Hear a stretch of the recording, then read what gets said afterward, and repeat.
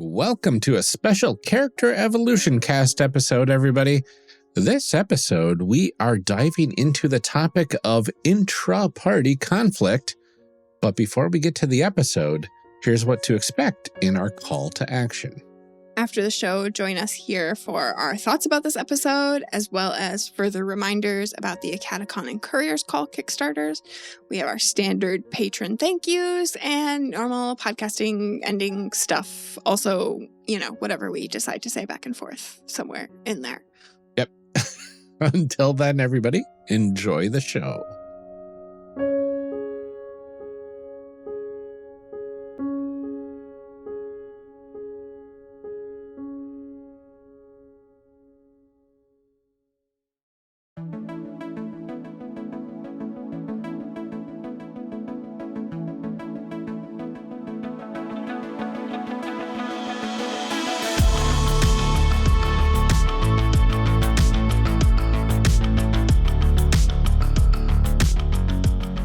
Welcome to Character Evolution Cast, a show where we discuss what to do with all those characters we just made.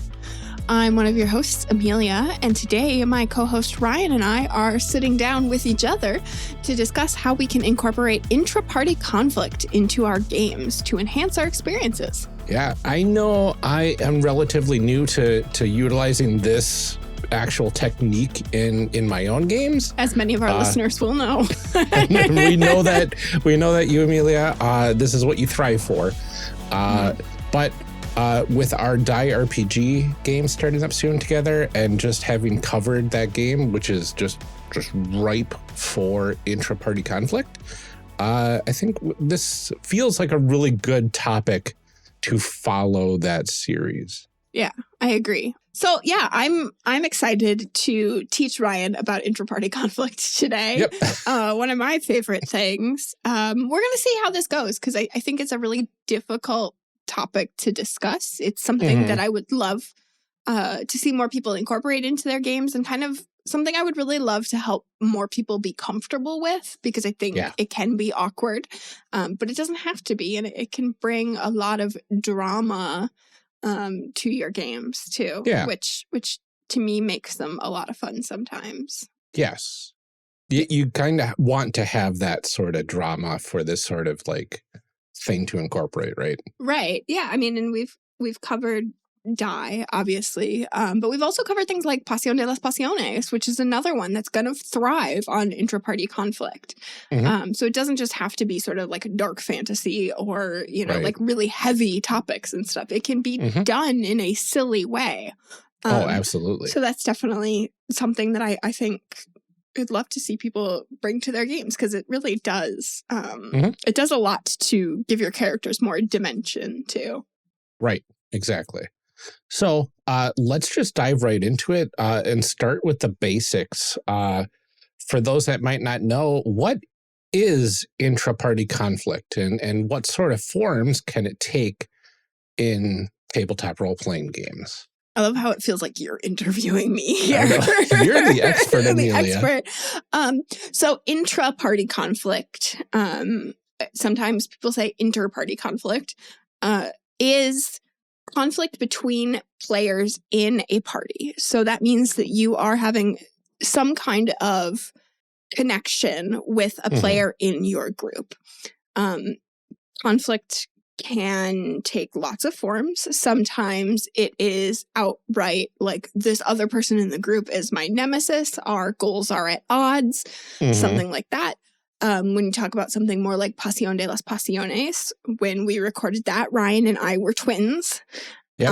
And so we were in conflict by, I believe, being in love with the same person, wanting the same kind of fortune, so it's basically where your goal and another player's goal are in conflict or competition. So there are varying levels of how much conflict is there, like how difficult that is to overcome, what kind of level of sort of like, there are differences in what level of aggression that can take. But yeah, basically it's any time where your goals are in conflict with each other. I think Right, is probably the exactly. quickest way to describe it. Mm-hmm. Yeah. So our next question is, how is intra-party conflict different from normal conflict that you might have with NPCs?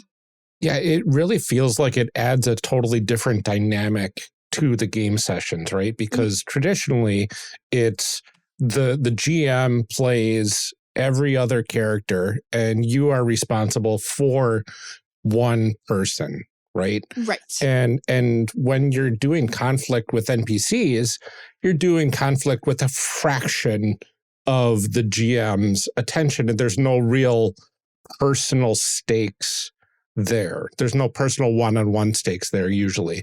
It's mostly well, this is an NPC. This is just like a pawn in the game that I'm playing, not an actual like character per se. There's a different sort of mindset when it swaps to now I'm having conflict with my other player's personal character, right? Yeah, so I think of it in a couple ways. First of all, is that in a lot of games, the GM's role is to provide you with adversaries. Yeah. So having conflict with an NPC, it doesn't necessarily have the same like emotional response in you necessarily, because it's something that you expect the GM to provide you with. Mm-hmm. Whether those are like personal emotional conflicts or just sort of like fight kind of conflicts, Right. that is a role that you expect the GM to be in. That's not to say that they're not a fan of their players or that like they're, like in an adversarial role where they're like fighting against the players, but it is something that you expect from the GM. You go into it knowing that like you will be in conflict with the story that the GM is telling.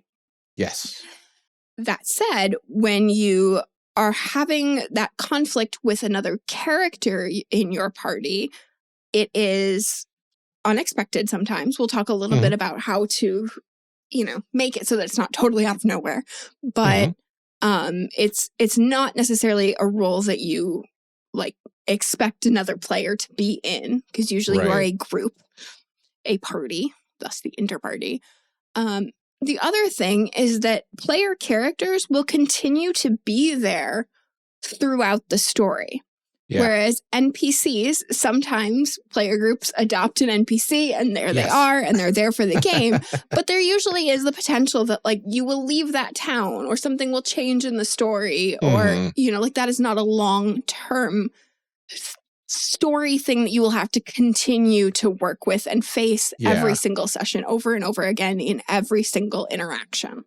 Yeah, so, and it feels like a lot of what we're going to be talking about today can also apply to GM PCs as well. Definitely. Which is kind of like a subset of the NPC where the GM has a character that tags along with the party in all the adventures, but like is like one step removed from the decision-making process. Exactly. And that's, that's kind of what I was trying to say. Yeah. Pointing out the difference between when a GM character does it and when a player character does it is like that level of involvement and sort of emotional stakes of it, Exactly. So I think for me, that's kind of how you differentiate it. And then because of that level of removal and that sort of expectation of being in conflict with a GM, the way that bleeds into real life and the kind of safety tools you need to set up for something like that are different. Absolutely. So what are some of the benefits that we can get from incorporating intra-party conflict in our games? They are excellent opportunities for role play. Yeah. You can role play being friends. That's great. That's awesome. But I think all of us can understand when you watch a TV show or a movie or you read a book, there is conflict between characters. And that is usually where the story is. And it's not always conflict with characters you've never known. Like it's not whole group goes to town, has conflict with random stranger in a bar, leaves town, has a new conflict with someone else. It's a long ongoing thing with people they know.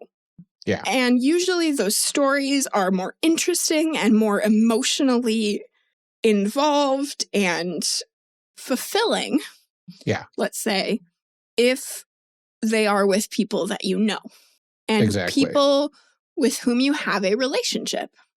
That's what makes for the kinds of stories that we like to read and watch and, all of that kind of stuff. And so I think it really gives the potential for more exciting narrative in a story when there is conflict. Exactly. And again, this doesn't necessarily mean, just to be really clear when we talk about this, that we're not talking about you need to find another player in the group and be at each other's throats. Right. Like I said, it can be very minimal of what you want out of this and what I want out of this are not the same thing. It can be as simple as we're not doing this for the same reasons. And at some point that might come to a head. Oh, yeah. I can think of so many different examples of subtle inter-party conflict. Right. Yeah. So I think that there's lots of ways to do it, but I definitely think your story will feel more exciting, more interesting, more fulfilling if there are options for that kind of thing, because there are emotional stakes. And without emotional stakes, it is often hard for us to get interested in a story and to, feel connected to it. Exactly. And one of the nice things about incorporating the inter-party conflict is if you do it in a way that has a lot of emotion attached to it, that's going to be a good point of potential emotional bleed if that's what you're looking for in your game. Definitely. So what we need to talk about next then is preparing for that inter-party conflict. And this is the part I think that is most important about trying to do this willfully and intentionally. Yes. Because there's plenty of ways to do it accidentally. Right. Or in the heat of the moment within games. Right. For sure. And certainly that's not to say that every time it happens, it is a disaster. But I think a lot of people have stories. They can tell you, a lot of people who've been playing games for a long time, a lot of people who started to play games and then never played again will have a story about inter-party conflict that was unexpected or unwanted. And we really want to avoid that, because that is, when I talk about how much I love it, that is not what I am talking about. No. So, some of the things that we want to do are certainly things that we talked about in our Session 0 episode, that we talked about in our Safety Tools episode, and most recently in our Die episode. So I think really, going back to kind of that Session 0 thing, the very first thing you need to do is talk to the other players and the GM and say, do you want this? Communication. Right? Oh my gosh, what? What? That is not a thing we've ever talked about on this show before. It's almost like your role-playing group is like a type relationship. Of relationship. So the first thing that you really need to do with your group is to find out, are people okay with this? And I think this is going to be, or should be, a broader discussion than just kind of a yes or no. Right. You can send people this episode because there are a lot of people that will say no, I don't want to have conflict. These are my friends. I want to have a fun time. I don't want to fight with people. Right. And that is certainly a perfectly valid answer. There are lots of people out there who are I want to have fun with my friends. I'm here to have fun. I'm here to just goof off and have a good time. Yes. That's totally cool. But like I said, there are different levels of it. So you can certainly measure what kind of conflict you want to have. It is not a switch. It is a dial. And so you can start with questions of do we want to have no conflict at all? Do we just want to all have the same goals? Yes. Okay. Right. Which is also another conversation of how do we make sure that's true? Yeah. Because certainly there are times where things come up in game where you say, well, my character wouldn't do that for that reason. You know, my character is trying to get back to their family. And it's like, well, my character is trying to save the world. And those things are in conflict. Yes. And again, it can be as simple as, you know, I love the same NPC that you love. And now we are in conflict. Right. And now we're fighting with each other over this person's love. Yeah. And I think it's probably good to say that it goes beyond mere just disagreement, right? Right. Because like a disagreement can happen pretty much any time. Like, should we go left or should we go right? Well, I think we should go left. I think we should go right. That's disagreement. That's not story conflict that we're talking about here. Right. We're talking about something that will have kind of an impact on the way you interact with another character.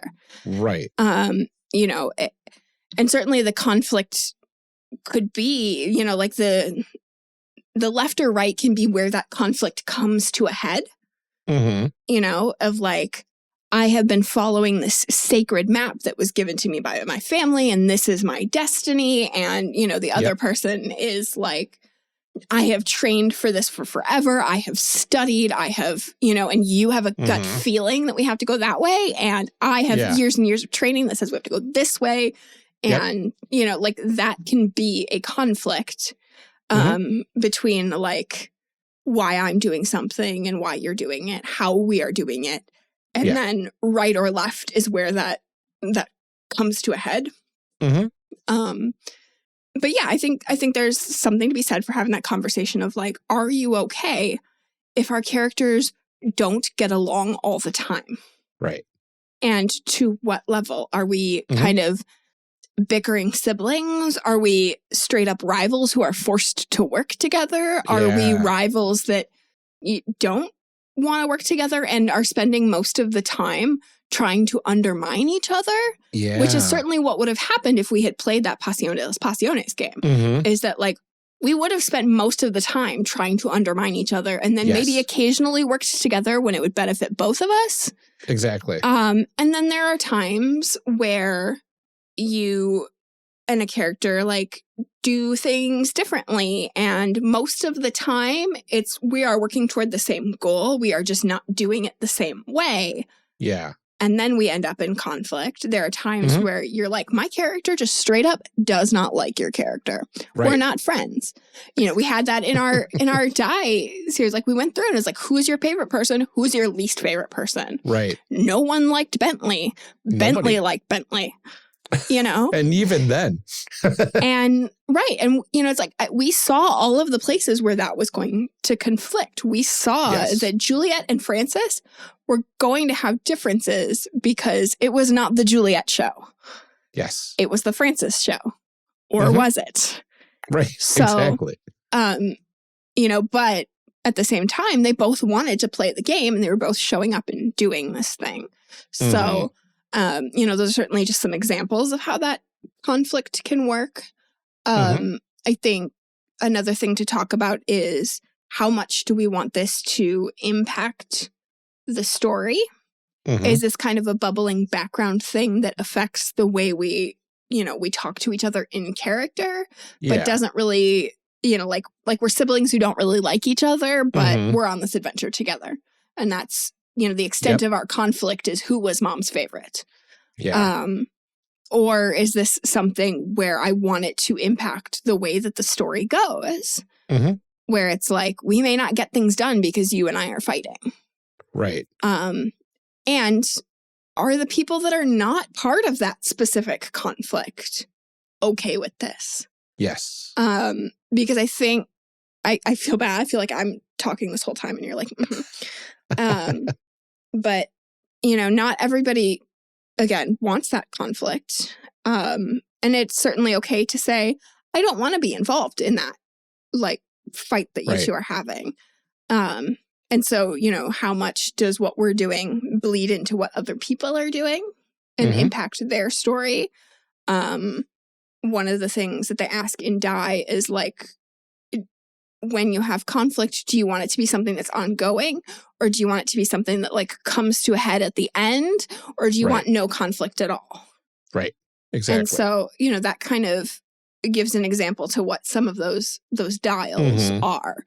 Is, is it between me and you? Is it between each of us has a conflict with another person?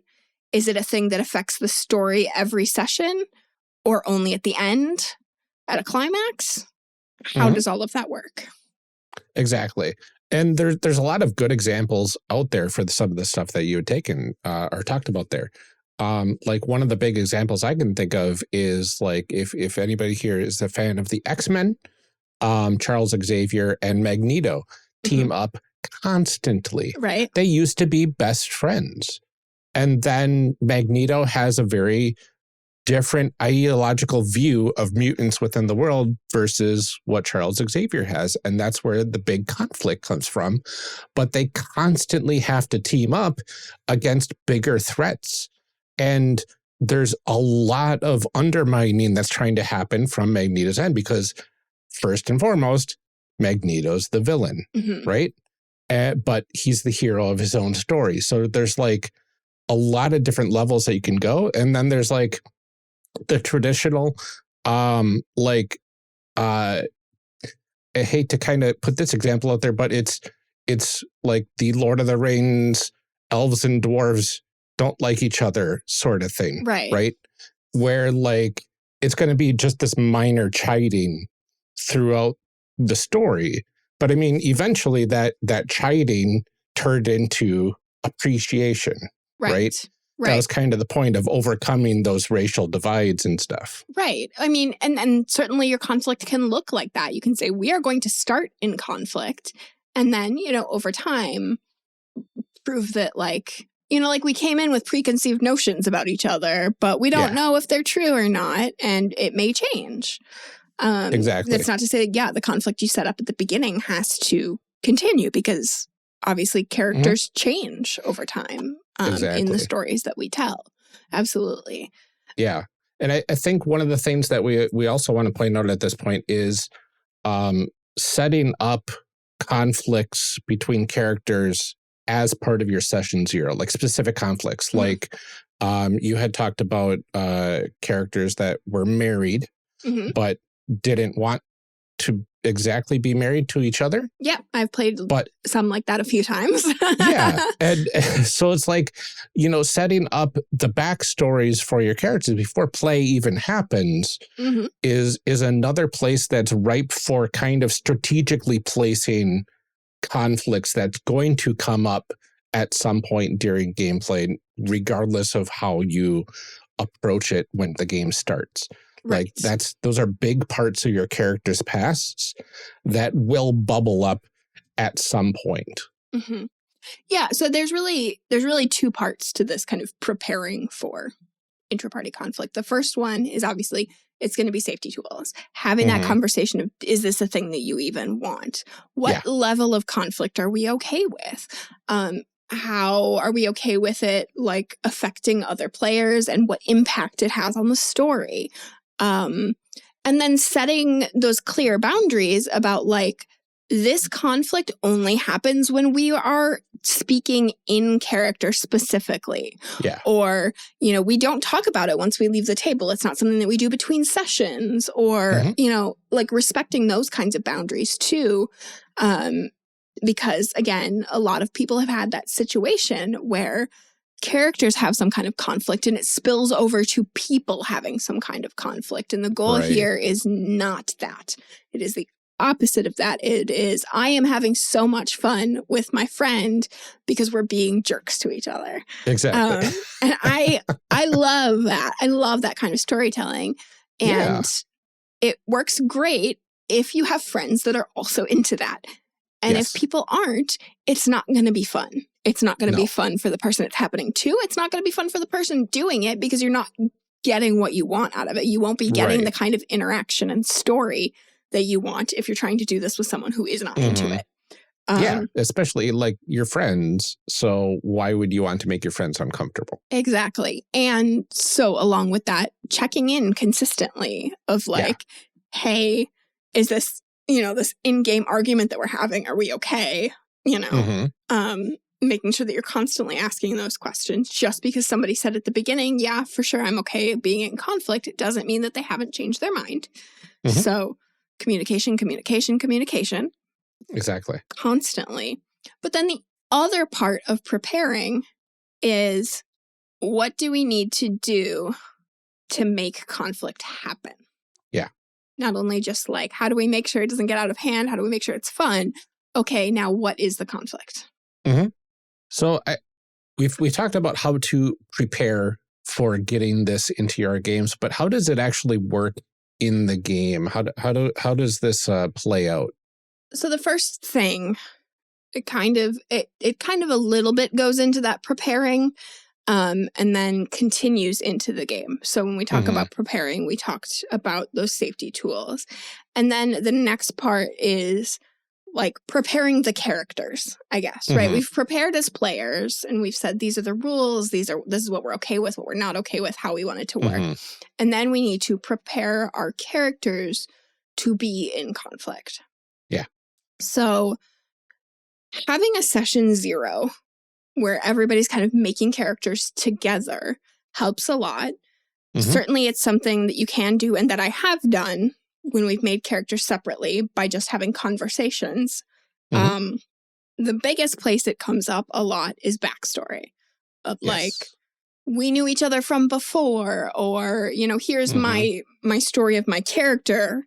And it is in contrast to your story as a character. I gave that example of like, you know, the sort of like chosen person and then the person that's prepared all of their lives. Right. Those backstories don't necessarily have anything to do with each other, but they are in conflict when you come together into the game. Like, so you can do it that way. You can build characters who have relationships with each other. I don't know. So like one of the questions later on in here is like, what are some examples? And I feel like I'm going to end up using all of my examples in explaining this. But I like to build relationships with other characters. So obviously everyone knows a game I like to play a lot is Legend of the Five Rings. What? I know, right? And this is a game where the setting in a lot of cases has arranged marriages. And those are just ripe for intra-party conflict because you are getting married, supposed to marry, are married to somebody that you didn't necessarily choose. And it may be great and it may not. So I have had an instance where it was awesome. We were people that like, we got along fine. We were best friends. It was awesome. We were not into each other. Right. We were both gay. And so we were living in this little like polyamorous lifestyle where it was like, sure, socially we are married, but we get home and I have my partner, he has his partner, and we're like, we all have dinner together. And it was great. It was like a fantastic story where we took something where we might have been in conflict because we were not the kind of people that were into each other. It was just politically expeditious. And we actually made that not be a conflict because we were like, we don't want to fight about this. And we certainly didn't want to tell the story of like, oh, they are actually queer and now they're stuck in this sad marriage. And we were like, we don't want that. We want it to be something where like, I know that you are in love with your bodyguard. Yeah, I know that you are in love with your dueling partner, whatever. Let's just be a big happy family. And so you can tell those kinds of stories. Or you can say, we are people that are in a marriage that we don't want to be in at all, which is a thing that I have done. In that case, we're not married yet, but we were like supposed to be married. And we were just not good for each other. And I did this with another player in the game who was a friend of mine. And we just spent a lot of time sniping at each other and just kind of like, because I was this like magic user. It was a Shigenja. And he was like a warrior. And so he's like, I will hit it with my sword. And I was like, but what if the spirits and we did this, you know, like, and he was like, no, all in Leroy Jenkins all the time. And, you know, like our clans didn't get along and like we ended up actually not getting married, but it was a great time of like, we would go to these like social occasions and have to pretend to be together. And like, that was a lot of fun to play out. These two people who really didn't like each other trying to pretend like, oh, great, our engagement party. This is fantastic. We love it so much. It's so great. I've also had it where it was like we were married and we were gonna we didn't want to be, but like we were gonna try and make it work. And that led to this like really intense emotional moment where my husband in the game did magic that involved him promising several years off of his life in return for what he was asking the spirits to do. And my character ended up having like this huge meltdown, partly because it was not a kind of magic she'd ever seen before. And she was like, what are you doing? Like, are you evil? I thought you were fine. And then also being really upset because it was like, we are married now. Your life is my life. Yeah. And how dare you not ask me first before you made a sacrifice like that? Right. And so that led to like one of my favorite sort of emotional moments in a game of like, you know, we're newly married. I don't know that much about you. You don't know that much about me, but like you made this decision that seriously impacted me. Yeah. And that was born out of this little tiny piece of like, okay, we're married and we don't really know anything about each other. And we didn't really want this. Like we did not choose this. And this happened in like the third or fourth session. Oh, yeah. So it was very early on, but like that's the kind of thing that making those small relationship decisions can really lead to. And it's, you know, like, hey, how do you want to be related to me? Hey, how do we like that? You know, because it can be like, oh, I want to be related to you. I'd love to be your wife. We don't like each other. Right. You know? Yeah. And you can also like keep adding on to that chain as well. Like, well, now these two are in a contentious, like arranged marriage relationship. But now character C is the, like, this was this character's lover. Right. Before the arranged marriage happened. So now there's triple conflict. Right. Of like, I've got a duty to my spouse, but this is the person I love. Right. Right. And that's just extremely ripe for drama. Yeah. And you can also end up playing it like another way too, where it's like you start out in that conflict. And in this case, it was like my partner hated his parents and then we had to go visit his parents. And so then it became sort of this alliance of like, I don't like these people. You don't like these people. Right. What can we do to get out of this? And so, you know, it doesn't necessarily have to remain a conflict. It doesn't always have to be a conflict because certainly we could have left that situation and gone right back into, I don't understand you. Yeah. But in that particular situation, it was like, okay, we have a common goal here, which is to get out of family dinner, you know? Yeah. And so you can work it from lots of different angles. You know, we talked about in Pasión de las Pasiones. We chose to be siblings. And, you know, there definitely was the potential that we might have to work together at some point to do something. But most of the time, we had alternate goals. So I think building relationships with other characters is really good, a really good way to easily kind of get into that because there is no relationship in the world that isn't at least a little bit complicated. Right. Even if you've been best friends with someone for years and years and years, there have certainly been times, especially if it's been years and years and years, where you have not gotten along and you have not wanted the same things. And whether those are big or small, there's stories there. Yep. There's potential there. Right. And then there are also games that ask you those kinds of questions. Yeah. You know, we've covered a lot of PBTA games that have those relationship questions. I can't even name them all. There are lots of games that have relationship questions. You know, even Die, where it's like, who do you like and who do you dislike? And you can build off of those kinds of things too, and throw seeds of a story to kind of get into that. Mm-hmm.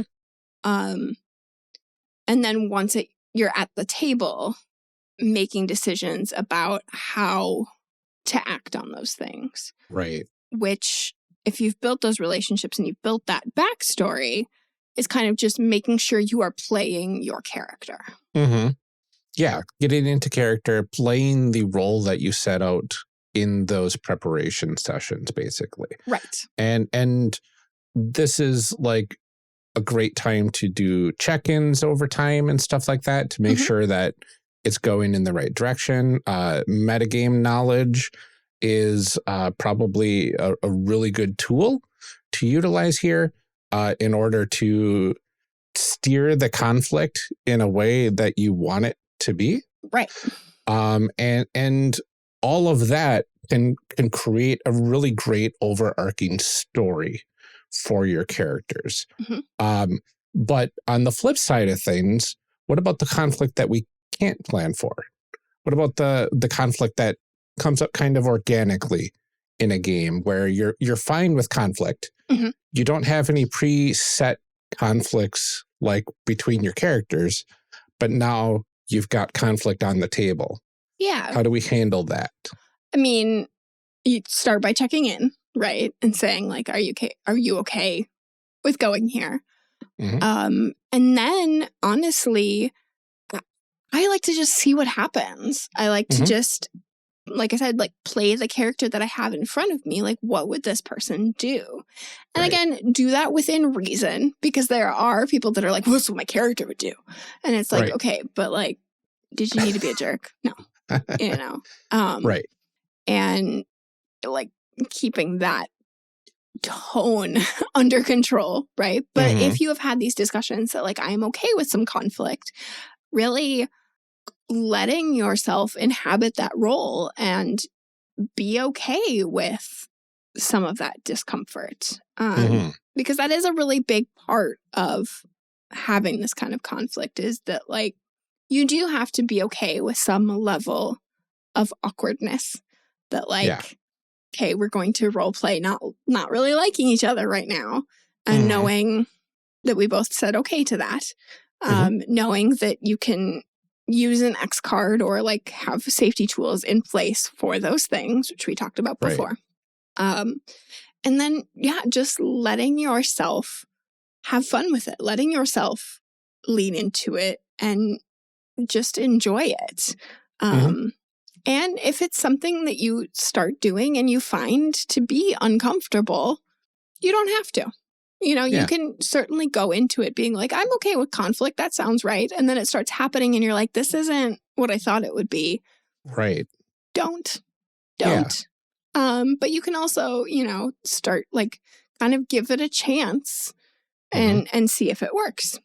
Yeah. I think another type of conflict that we haven't exactly touched on yet is kind of the like behind the scenes conflict where you are, as a character, doing something that would be contentious with another character when that character does not know about it.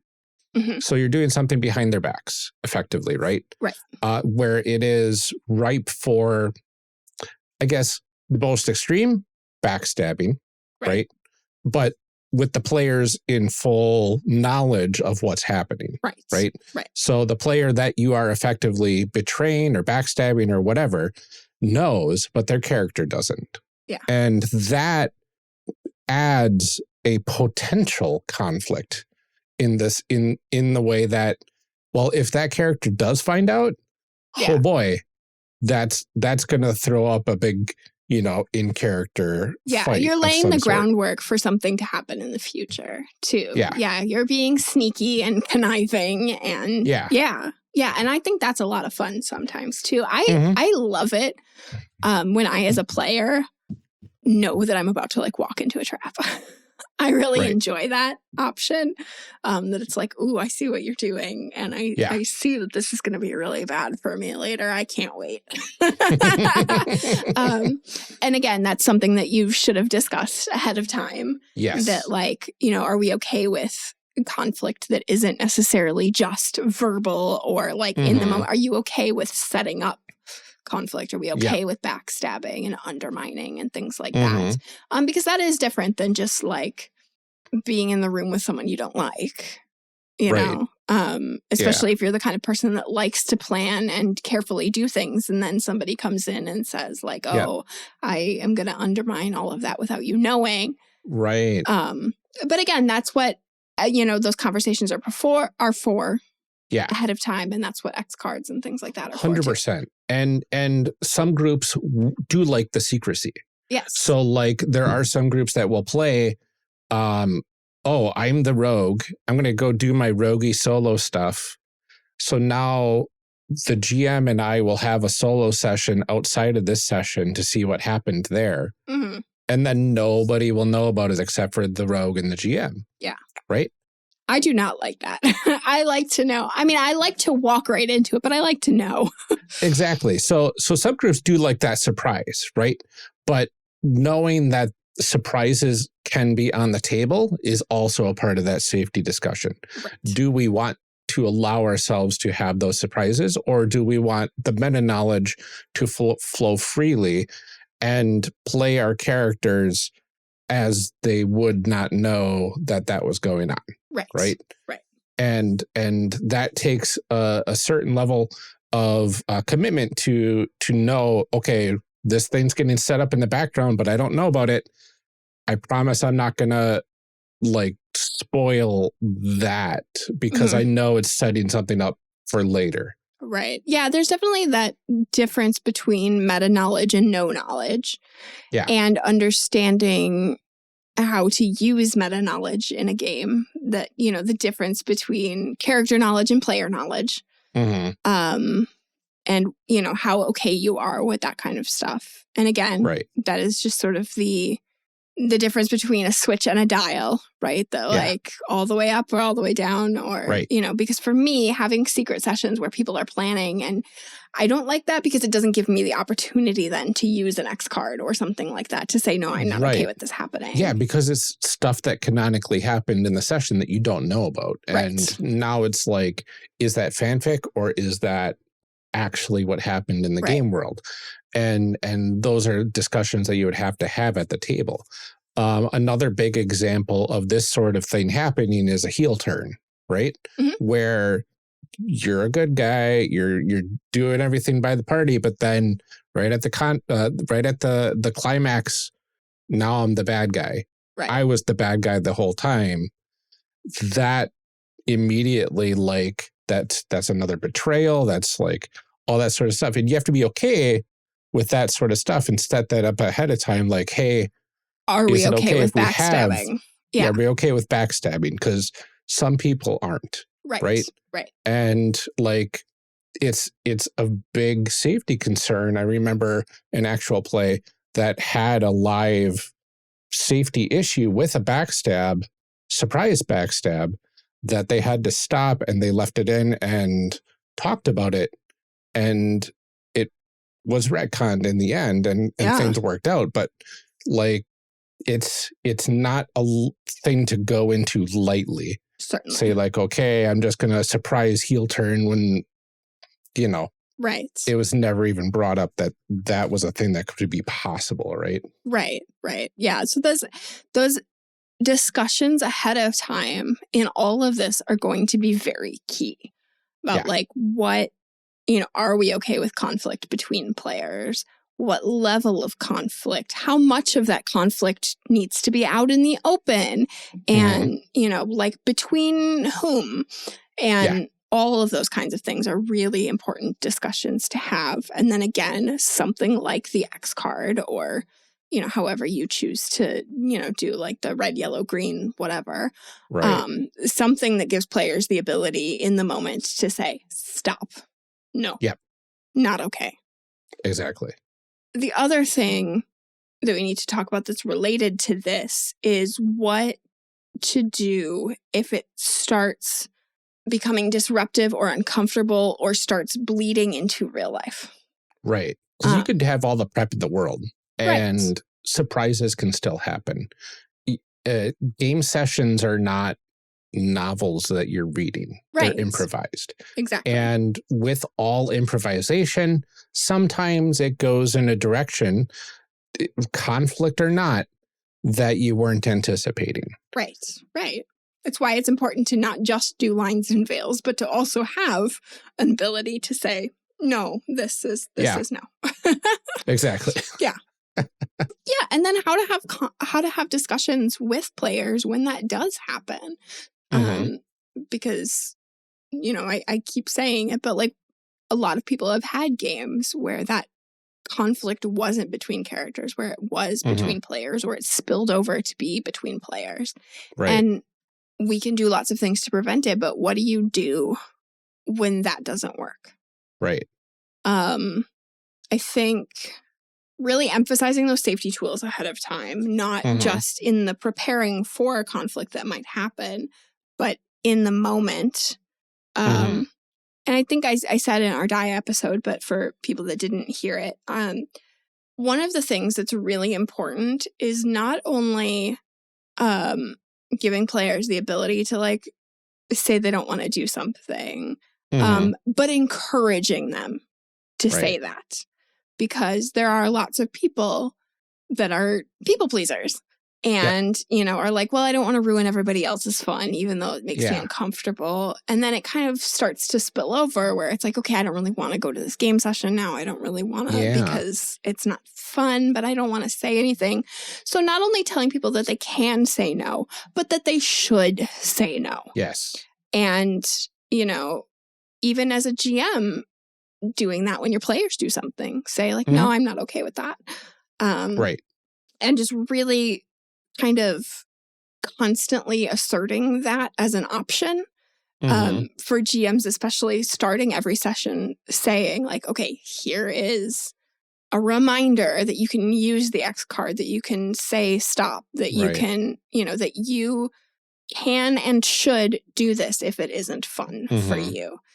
Right. And then really kind of doing some unpacking, some aftercare when a session is over to make sure that if there was conflict, you talk about it a little bit, even if it's like 5 minutes to say like, hey, how's everybody feeling? How do we feel about that conflict? Is everybody good? You know, feel free to DM me later and like message me, text me, whatever. If it wasn't, like it can be anonymous, whatever, but making sure that people have the opportunity to be clear if they weren't having fun, either publicly or privately. And it feels like when you're getting into those scenes of like, this is our conflict scene, right?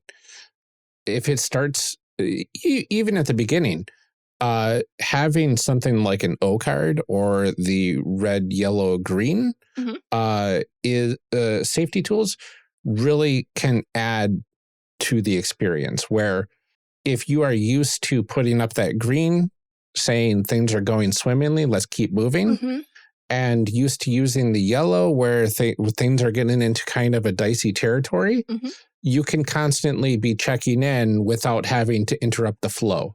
Right. You just hold up the green object, the yellow object, or the red object, or you keep tapping that O button or the X if it gets too much. Right. Right.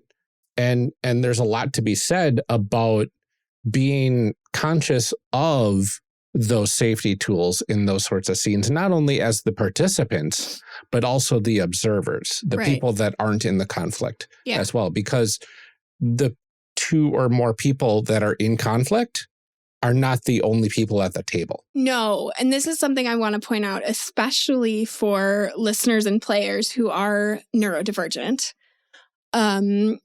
This is something that can be extremely difficult for, I mean, for lots of people, but particularly people who are on the autism spectrum, or I know for some people with ADHD, things like that, because social stuff can be really difficult sometimes. And I say this very like openly as somebody who is neurodivergent, somebody who has neurodivergent family, children, all that kind of stuff. It is coming from a place of understanding and love. That sometimes being in those situations can start to feel uncomfortable to a point where it like physically hurts. Yeah. For example, I cannot watch The Office. I can't. I know people love it, but so much of the comedy is based on people being in uncomfortable situations. Yeah. That watching that show is extremely anxiety inducing for me. I do not find it funny. Yeah, and it does feel like a lot of sitcoms, like in the past multiple decades, like as far as sitcoms go back even, this is going to go bad. Right.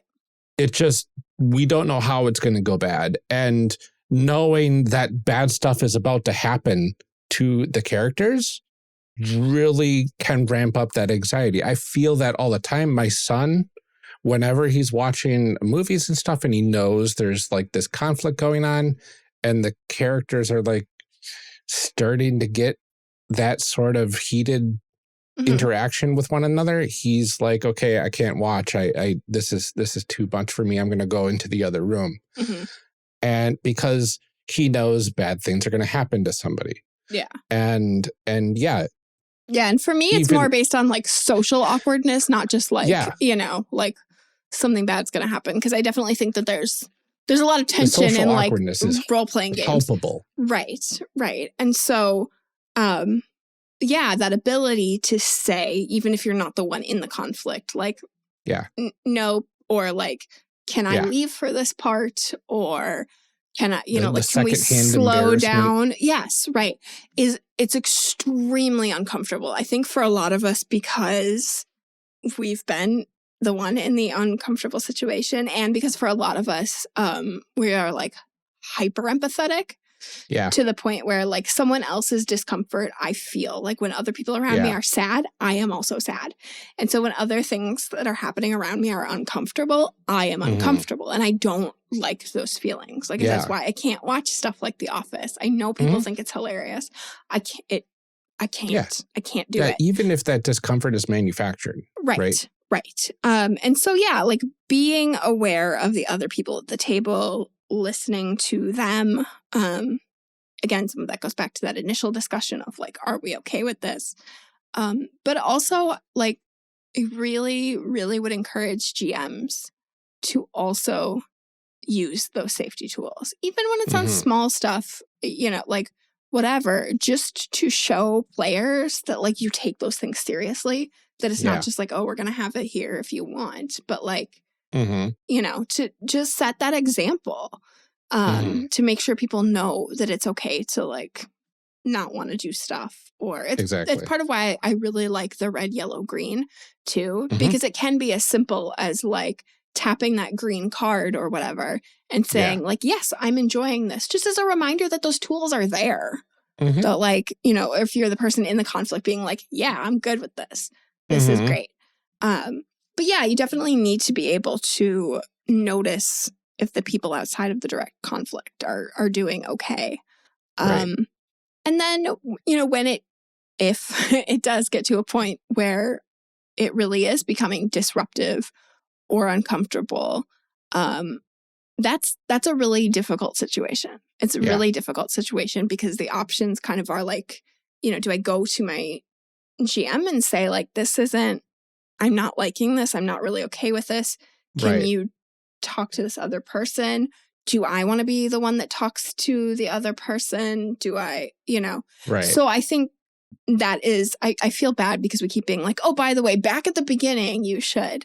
But it is something to establish kind of in your session 0 of like, if there are problems, what is the expectation?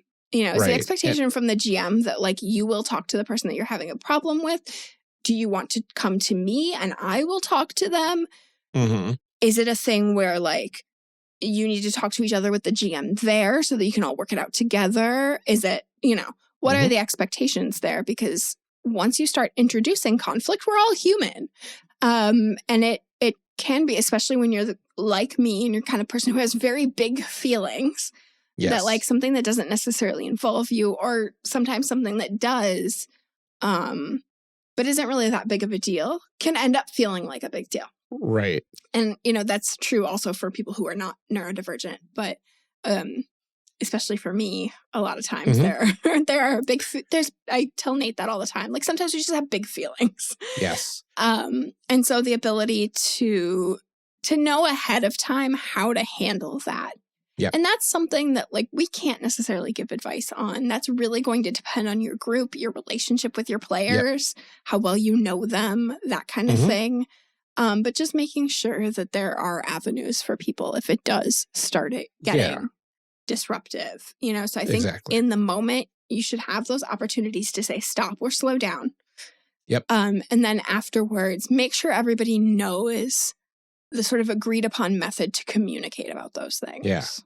And especially if you're the GM, to be prepared to kind of be the facilitator of some of those discussions. Right.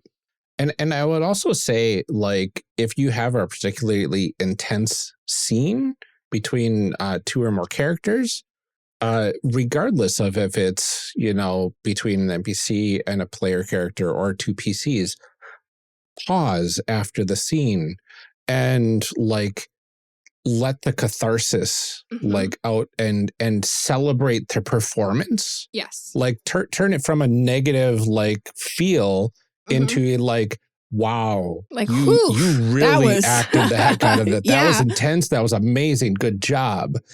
And like have that moment of like celebration with one another. So you can kind of say, this was cool. This was intense. It was a bit uncomfortable. Maybe have a check-in at and that to kind of re-ground yourself in reality and be like, okay, that scene is done. Yes. Because that was characters butting heads, not players. And I think that's kind of what we always have to keep in mind with this inter-party conflict. This is characters having the conflict. Right. If it starts pulling into the players having a conflict, well, now we're talking about bleed, and that's a whole different episode that I don't think we've covered yet. We have not. We want to, but it's a very intense discussion, so we want to make sure that we do it with the right people. We'll get there. Yeah, we'll get there. We promise. Yeah. Exactly. So how do we turn these conflicts into character growth and development opportunities then? I mean, I think we've talked a little bit about it, especially in like some of the kind of examples that I've given, as ways to like facilitate discussion between characters, as ways to continually reframe your relationships. You know, like I said that there's nothing that says when you start in conflict, you have to remain in conflict. Because I think, you know, like a reunion between siblings who don't get along can be really interesting and also very cathartic. There's nothing that says if you start not in conflict that something can't go wrong in the middle of a mission and somebody messes something up in a dungeon and now you're like, I'm not working with you ever again, you know? So letting those conflicts, as they would in real life, affect your character personally and affect that relationship. Because if something goes wrong between us, it's not like you get out of the lair or whatever and you're like, well, new day, we start over. You know, that's not, you know, this is not an episode of children's television where it's like one and done, you know, like it's Phineas and Ferb, it's a new day, whatever contraption they built is gone, everything's fine. It's, you know, letting story that has happened impact things going forward. So I think really continually examining those relationships and saying like, how am I feeling about this now? Do I still feel that same level of conflict? Have I gained respect for this character because of this? Have I lost respect for this person because of it? Do I now dislike a different person because of it? You know, and letting yourself continually rely on those story beats. Right. And then there's also the thought of, do I have my character lean more into this conflict, make it more intense, or would my character want to build that bridge back up? Now that the bridge has been kind of collapsed down or even possibly burned down in some instances, do we work to repair that? Because both of those scenarios are interesting for the story. And I think remembering that there's a middle ground too, that like because your characters are in conflict, they don't necessarily constantly have to be like at each other's throats or something. You know, you can say like, you know, we're siblings. We really don't like each other. There are lots of downtime, you know, activities where we can, you know, be against each other, or the way that we want to solve this particular puzzle is messed up or something. But then you get to like a really big story beat that's important to the group, and you can do the whole like, I can't worry about that right now, or let's put this aside for today and do this, you know? So like remembering, again, I think treat these like conflicts in your own life, in that like, sure, I can not get along with somebody, but still realize that like today we have to do this thing, and I can suck it up for a couple hours and then go back to feeling how I feel about them. Yeah. And there's something to be said of like two people that are hyper competent when they're working together. Right. That are constantly in conflict when they don't have to be working together. Right. Having that dichotomy with your characters really does like feed off of one another. And that is another ripe potential for character growth and whatnot. And I just want to point out to everyone that you can't do enemies to lovers without being enemies first. That's 100% so let that sink in. That's the important takeaway. The important takeaway: you can't be enemies to lovers if you don't start as enemies. Exactly. And also remember, lovers to enemies, also great. Also good, especially if you come back again to lovers in the end. Right, enemies. Yeah, lovers to enemies to lovers. Yep. Chef's kiss. It's just the best of all worlds. Yeah. So our last one here, I've given a number of examples of intraparty conflict, but Ryan. I do have a couple examples. I am shocked. Please tell the dear listeners that you have at some point had conflict. Yes. Well, it's interesting. One of them I had stumbled into, and I believe I might have given this example at some point in the far distant past. In our hundreds of episodes, yeah. I know. This harkens back to the Heroes Unlimited days. I was a teen, so we weren't totally experienced with the whole role play thing, but we were kind of getting into it. And this was during my stint of every session, I had a new character, because that same session, the character died for 5 months in a row of weekly sessions. So it was a lot of characters that I went through. But one of the characters was a sentient artificial intelligent robot and didn't know anybody in the group yet. So this was a brand new superhero on the scene. And we were playing the portion where my character was supposed to get introduced to the group. But we were in the middle of an adventure because, again, I kept losing characters over and over, and our adventures lasted more than one session. Right. So I was this weird, freaky robot thing that they thought I was part of the problem that they were trying to address. So at one point, I had startled one of the characters, who then threw a sigh at me, doing 1 point of damage. And that was just enough to kill my character at the end. But like the fact that there was this like very minor intra-party conflict of like, I don't know your character, I'm on edge. Of like not immediately welcoming you into the group. Yeah. Yeah. And that's the example of like, combat intra-party conflict or so. Right, which, I guess we've mostly talked about narrative, but yeah. But you can come to blows, right? And it's effectively narrative with rules. Yeah, like it got there somehow. Exactly. Right? We didn't just wake up and start stabbing. Right. Ideally.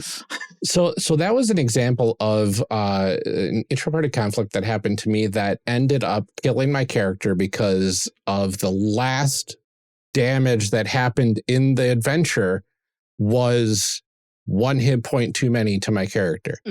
If I would have just held on by the rules, I could have gotten repaired at the end of that session and everything would have been hunky-dory. But lo and behold, exploded, next session, new character. But yeah, I mean, that is a really great example that like it doesn't have to be a big ongoing thing. But, you know, we talked about plenty of times too that you meet in a tavern and everybody's like, let's be friends. I was like, no, why would we do that? No. And this is an example of, you know, obviously, ideally, it wouldn't end in character death, but, you know, having that kind of conflict to start, even being like, I don't know you. Why are we? I don't trust you immediately. Yeah, you know, exactly.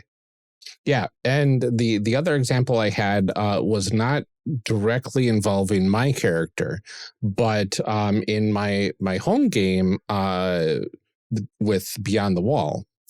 One of the characters is a 14-year-old necromancer wannabe witch type character, right? Very dark and brooding, effectively the wizard of the group. She wants to be the frontline fighter. And that's very bad traditionally, like strategically, of like, you don't put the wizard on the front line with a sword. Yeah. But that's what she wants. And so the veteran soldier of the group, he's like the mentor. He's like the oldest one in the group. He's the one that's been out of the town Getting before. Too old for this. Was in a war and all that sort of stuff. Is like, this is bad. You're going to get hurt. I'm here to protect you. Please don't be on the front. But then like rebellious 14-year-old is like, nah, I'm doing what I want to do. Right. And my character had to act kind of as and like a moderator between the two characters or so. Yeah. It was kind of a in character, out of character sort of thing. And I could see that it was kind of starting to bleed into a like veteran RPG player telling novice child RPG player how to play RPGs. Yeah. Instead of character to character talking. Yeah. So how did you navigate that? Basically it was a matter of like trying to tone down the situation in the game to say, well, it's working. We're fine so far. Yeah. And plus, she's got this really cool sword that only she can use. Right. So let's see how it goes. We will work diligently to make things work. My character is the face of the party. Right. So like, yeah, your charisma is like, hey, everybody, let's work together. Exactly. Because you're Ryan. Yeah. Yeah, I'm Ryan, and also my character is like the noble daughter of the nobility in the town.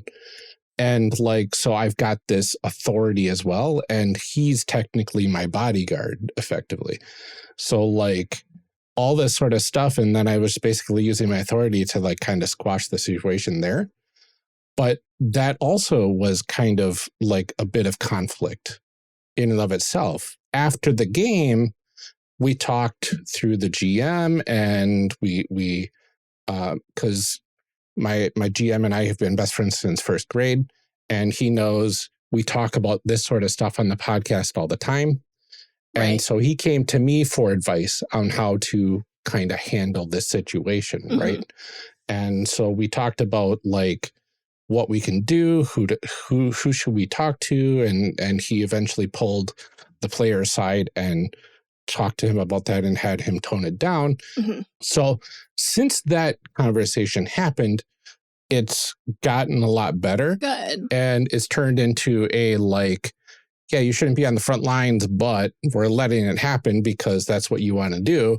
And we're just going to be careful about it. Right. Because like there's something to be said about that sort of story playing out as well. Yeah. Well, and letting players like interact with the story in a way that they want to, because it's like obviously that character wants to be, you know, and then in game, you know, having a GM be like, no, you can't do that. Yeah. Being like, well, this is the character that I brought to the table. Exactly. And it's cool because our GM fed into it by providing her a magical sword that only she can use. Right. And, you know, and like certainly having some level of that conflict is reasonable, because if you do have a player whose character is like, my job is to be the mentor, that is what a mentor would do. It's just balancing that, like balancing it out a like, little bit. Okay, I'm going to yeah, I'm going to give you my suggestion, but I am open to the option that you don't take it. But it led to some really cool like goals of the group now. Because like our group is like the whole concept of the game is you have been in this village your whole lives. Adventure is new to you. You don't know what you're doing half the time. So like you're going to be unprepared in a lot of situations when you go beyond the wall. So now one of our primary goals is to find protective gear or something that her character can use to keep her safe on the front lines. Yeah. So now that's a plot point for the group. Yeah, and that's a perfect example of like how you can build that stuff in. And you know, certainly some settings kind of set you up for that, you know, like with Die and its whole like everyone has to agree. With something like L5R where there's just sort of like naturally this historic conflict between clans. You know, Pasión de las Pasiones, where it's like, this is supposed to be just real dramatic and messy. Right. Exactly. Yeah. I mean, really, the answer here is that like intra-party conflict can be fun. It doesn't. And if it is, as with any advice that we give, any game that we cover, anything like that, gaming is supposed to be fun. If it is not fun for you, our goal here certainly isn't to talk you into it and say, like, this is the thing, you got to try it out. Everybody's got to try everything once. No, you don't have to. I'm a big believer in that, like, you don't have to try anything once. If you don't want to, you know, like, if it sucks, hit the bricks. Like, you don't have to. The goal here is just to say, like, it doesn't have to be combative. Right. And it doesn't have to be ugly. It can be a lot of fun. It can lead to some cool character development if done carefully and thoughtfully. 100%. Like Pasión de las Pasiones is a perfect example of blending the serious and non-serious for interparty conflict. Then you go to Fiasco. Yes. That's 100% interparty conflict, but it's all a farce. Right. So it's all in good fun. None of it's serious. So if you want to practice interparty conflict, I would say check out a game like Fiasco. Yeah, for sure. Because you're forced into interparty conflict because it's a competitive role-playing game. You're playing technically to win, right? To win Fiasco. I forget exactly what that means, but it involves... It depends on which playset you're using, what your goal is. Yeah, you want to commit some crimes. Yeah, but it's ripe for that sort of non-serious, non-committal, it's meant to be a one-shot sort of way to get into an intra-party conflict sort of mindset.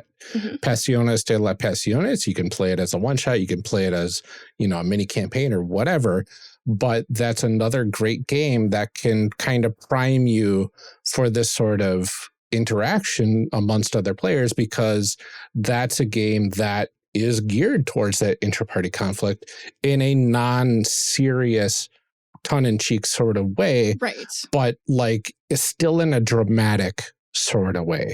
Right. Yeah, you still have that conflict, but the understanding is like, that's what the game is. Yes. You know, and that's we talked about it a little bit at the beginning, is that like there are some games that it's like, this is what it's about, is having that drama and things like that. And then there are games where you sort of add it to the game. And Fiasco is one of those games where it's like, no, the point is to like undermine each other and be trouble. Exactly. Yeah. And having, if you want to practice, having those sorts of games available are fantastic, because you can just go in, be as over the top as you want, and know that it's supposed to be over the top. Right. And you're supposed to be seeding that conflict. Still have all the safety rules in place. Still make sure that you're not screaming at each other across the table. But, you know, it's ripe for good times, good intra-party conflict, and in a way where the stakes aren't super high. Right. Yeah, and in a game like that where, you know, it's not necessarily like deep emotional conflict. It's like, I win at crime. Yeah, exactly. You know, it's like my goal is like, I got the jewels at the end of the heist, you know, which is not like emotionally devastating. Again, there are like different levels, talking about that, there are different levels of conflict and different levels of, you know, emotional input and output. So, yeah. And hopefully some of the stuff that we've talked about today gets you to examine your own games. If you're like, well, I'm never a fan of interparty conflict, maybe check your game sessions and see if you have had intraparty conflict in the past and you've just been doing it naturally. Right. You just didn't recognize that that's what it was, or, you know, that you did a little bit, but you kind of are interested in doing more, or maybe your players are if you're a GM. Again, like anything with this, it's like it is another opportunity to sort of elevate your game, to bring something a little more, especially as a player. And we really hope that it's something that can enhance your play experience if it's something you want to do. Absolutely. Yeah. Well, thanks for joining us, everybody, for this intraparty conflict episode. I know we've been using the terms kind of intermittently. I pointed out to Ryan as we were creating this outline, it is intraparty. Interparty would mean two parties conflicting with each other. Intra is internal. Intraparty, internal conflict amongst your party. Exactly. So hopefully this has been insightful. Really enjoyed this conversation. I personally have learned quite a bit that I hope to bring to our game sessions in the future. And if people have other ideas too of things that they'd really like us to talk about, you know, ideas that they have or things that have come up in their own games, we're very open to that too. Like, please let us know if there are topics that you'd like to learn about. Absolutely. So thanks for joining us for this special character evolution cast episode, everybody. We'll see you next time.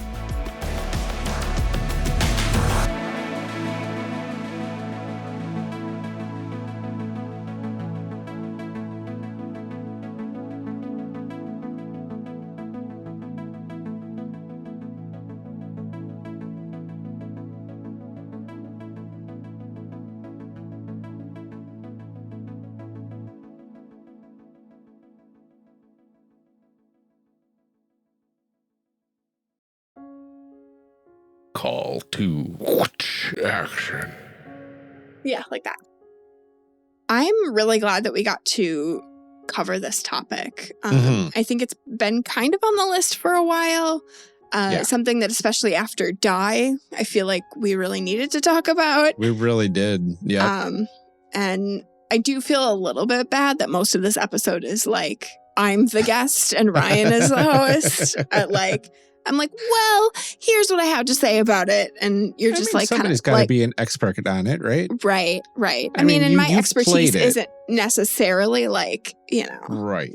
I haven't done like a ton of it or anything like that, but certainly more than you. Yes, and it's something I enjoy. Something you enjoy. It's something you're passionate about. It's something you kind of are seeking out in your games and everything. And for me, it's a whole new world.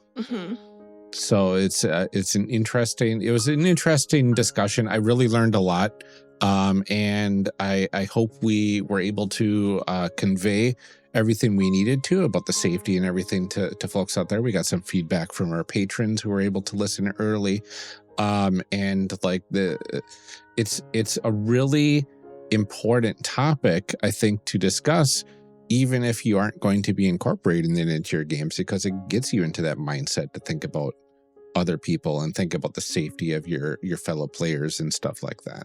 And it's a thing that can happen even if you're not like, you know, even if that's not the main goal of your game, it can come up. So I'm really glad that we got a chance to talk about it. I hope it kind of helps people think about some things that they may not have thought about with it. Yes. I hope it kind of encourages people to give it a try, maybe, if that's your jam. Also, if it's not, totally cool. Absolutely. And plenty of great examples of what you can do in games and what sort of games you can play. So If you've got other games that are geared towards inter-party conflict, definitely shout it at us on social media or our Discord, and we'd love to talk about it because there's a lot of fun stuff out there. And stay tuned, because Ryan and I are playing in a game of Die right now, and Ryan's going to have to do some conflict. So stay tuned as I tell you how that's going. Give you my little updates. Yep, you'll get all of those updates for sure on our Patreon, which we'll be talking about in a little bit here. Yes. At the chit chat level, which is any patron will get access to those. So if you want to hear about that, listen up to our calls to action, because we can tell you exactly how to get to that, and subscribe. So just a reminder, if you want to find us on social media, especially if you want to suggest those games to us, you can check out our new social media landing page at contact.charactercreationcast.com. You'll find links to all of our social media and everywhere else that you can find us online. We'll try to keep it updated whenever there's a change or new ones get added, because obviously the world is doing what it's doing. I know I'm not really on Twitter very much anymore. I kind of read stuff, but I don't post there anymore. Yeah. So if you want to find us around, you can check out contact.charactercreationcast.com to keep up with that. Another reminder, there's a couple Kickstarters out there. Don't forget about the Courier's Call Season 3 and AcadeCon 2023 Kickstarters that are going on right now. Courier's Call has funded, but they are very, very close to making double the amount of episodes, if not over already. They were only a couple hundred away the last I checked. So it'd be really great to get them there. AcadeCon has also funded, and we both hope to be there this year. So if you want to come out and meet us there, check out this Kickstarter as well. To get a good deal on tickets before they become available to the public. We are also out of reviews still. We would love to read more of those, and thank you personally. We'd love to have some more recent ones. Even if you are listening from another country, it would be awesome to get your review, because we are able to get those from Apple Podcasts. But also Podchaser, Podcast Addict, or Facebook. We would just love to have some new reviews to kind of bump things up to the top. So if you could do that, that would be wonderful. Especially, I think we've had a few people say that they're new listeners to the show, too. So if you are one of those, we would really love a review if you're enjoying it. Absolutely. It would also really help us out. So please, if you can. Plus, it makes us feel good. It really does. If you want to help us out in a more direct way, you can consider joining our Patreon. We still have 1 week trials available for the $5 level. So if you want to check out our bonus content before fully committing, it's a great way to do so. Once you lock in that pledge, we'll be able to send you a thank you card as well as custom dice at that level. If you want even more exclusive merch, you can join us at the $10 level and get a new sticker every single month. The last sticker is based off of our Die series, and we are working on what next month's sticker is going to be, so you can stay tuned for that. And as mentioned before, every patron gets access to the chit chats and bonus outtakes, as well as our character sheets. And then you can also get ad-free episodes. You can get bonus episodes. We are really behind on recording some of those because summer just was utter chaos. So we're hoping to do some more of those now that things have settled down and children are back at school. But yeah, there's lots of great stuff on there. So if you want to join us, like Ryan said, even at the $1 level, you get all kinds of stuff. So absolutely. In addition to all of those rewards, you get your name read out on the show right here so we can thank you personally. We really love thanking everyone every episode. I think it's really nice because it always reminds me how many people we have supporting us too, because we couldn't do this without your help. And honestly, we really love making the best show that we can for you, and your patronage really helps with that. So, as always, we start with Lieutenant and DJG, aka Tigranosaurus. You shouldn't have, but honestly, we're really glad you did. Mm-hmm. Eric Bonds and Daryl Holiday II, you're the best. Thank you. Thanks, Shadim Cabal and the Shyest Barbarian. We are really glad to have you with us. Benjamin Sweeney and Lorcan McGinnis, thanks for believing in us. Rob Fletcher and Kevin Brown, thanks for making all of this possible. We're glad to have you here, Tentacle Duck and Cole McCallum. Thanks for supporting. Thank you to John Adamus and the Electronic Enchilada Ensemble, who, due to safety regulations, can no longer perform in the rain. I read all of that without stumbling on it either. You did great. I did great. Carlos Salazar and Eric S., thanks for believing in us. Ross Kingston and Ian Potmeyer, you rock. Thank you. Sorry Goth and Liam G., thanks for supporting our dreams. Brian Colm and the Garden GM, you're the best. Dark Mirror and Tom, thank you for supporting. Blue Kryptonite and Danny, we are so grateful to you. Nicole Trainer and Liam Murray, thank you for your continued support.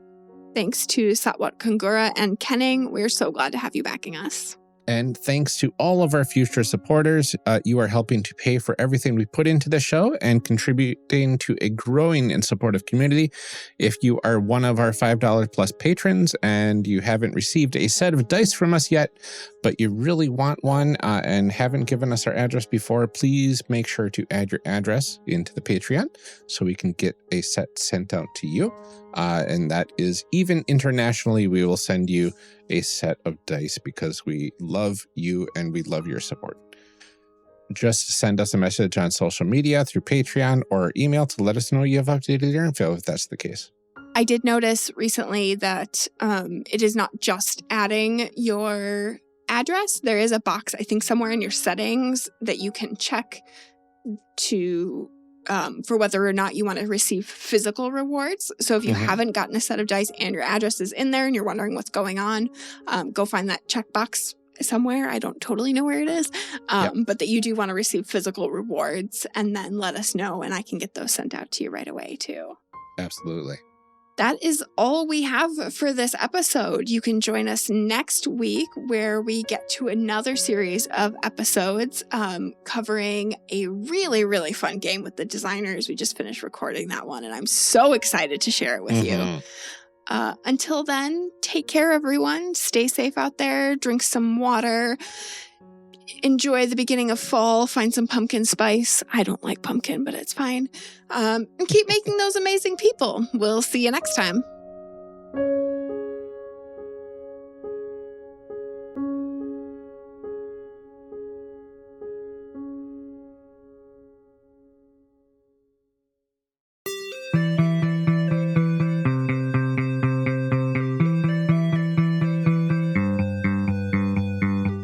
Character Creation Cast is a production of the One Shot Podcast Network and can be found online at www.charactercreationcast.com. Head to the website to get more information on our hosts, this show, and even our press kit.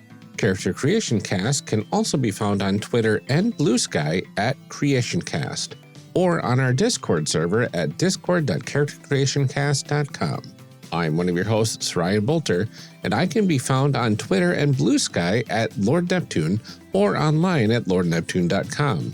Our other host, Amelia Antrim, can be found on Twitter and Blue Sky at Ginger Reckoning. Music for this episode is used with a Creative Commons license or with permission from the podcast they originated from. Further information can be found within the show notes. Our main theme music is Hero Remix by Steve Combs and is used with a Creative Commons license. This podcast is owned by us under Creative Commons. This episode was edited by Ryan Bolter. Further information for the game systems used and today's guests can also be found in the show notes. If you'd like to support our show, find us on Patreon. Get access to bonus episodes, exclusive merch, and much more at patreon.com/charactercreationcast. Thanks for joining us. And remember, we find that the best part of any role-playing game is character creation. So go out there and create some amazing people. We'll see you next time.